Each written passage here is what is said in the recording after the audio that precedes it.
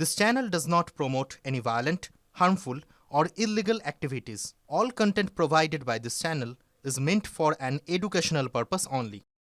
মনোজ ভার্মাজি, আপনাকে বুঝতে হবে যে আপনাদের মতো পুলিশ, আপনারা ওই লঘু ধারা দেন বলে আজকে মনোজিতের মতো ক্রিমিনালরা তারা ছাড়া পায়।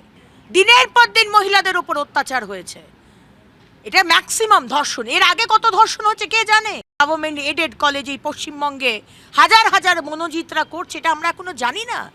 সব জায়গাতে হচ্ছে। আপনারা স্ট্রিং অপারেশন করুন, আমি আপনাদের আর্জি করব, স্ট্রিং অপারেশন করুন। আপনারা দেখতে পাবেন এই ধরনের বহিরাগত ছেলে বা কলেজের পাস আউট তারা এই অত্যাচার করে চলেছে তৃণমূলের নেতাদের দয়ায়। সব জায়গাতেই তো এরকম হুমকি আমরা দেখতে পাচ্ছি। আমরা তো কসবার ঘটনাতেও শুনছি যে হুমকি দেওয়া হচ্ছে তার পরিবারকে, এই মেয়েটির পরিবারকে, এটা বলানোর জন্য যে তারা পুলিশের, কলকাতা পুলিশের তদন্তে অত্যন্ত খুশি। এই থ্রেট কালচার, এই যে ভয় দেখানো, এই যে অসভ্যতাম, এই সংস্কৃতি মমতা ব্যানার্জি আমাদের দিয়েছেন। আপনাকে তো এটা স্বীকার করতেই হবে। এটা পশ্চিমবঙ্গ পেয়েছে এই সরকারের থেকে।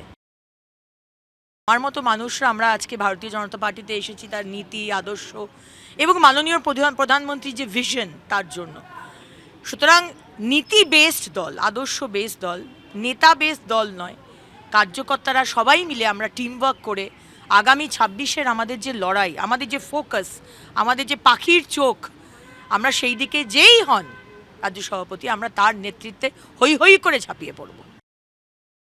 এই সরকার, মমতা ব্যানার্জির সরকার, একসময় যদিও বা উনি প্রতিবাদ করেছিলেন এই অনুপ্রবেশকারী, আজকে সেই অনুপ্রবেশকারীদের ঢুকিয়ে উনি ওনার ভোট ব্যাংকের কাজে লাগাচ্ছেন।